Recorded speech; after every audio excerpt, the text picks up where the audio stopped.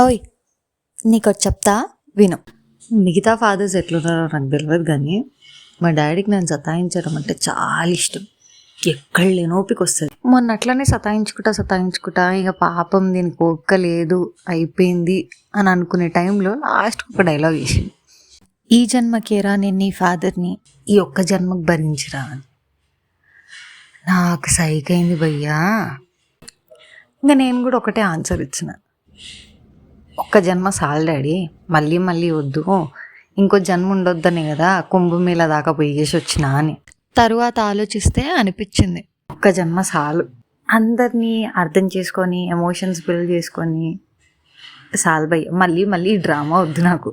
ఒకవేళ ఇంకో జన్మ ఉన్నా సరే సేమ్ ఫ్యామిలీ మెంబర్స్ ఉండరు, ఉన్నా మనకు గుర్తుండదు, మళ్ళీ ఫస్ట్ నుంచి స్టార్ట్ చేయాలి. నాకు అంత ఓపిక లేదు దేవుడా. నేను కుంభమేళ దాకా వచ్చి మునిగేసి వచ్చిన, నాకు ఇంకో జన్మ లేకుండా చూసుకో.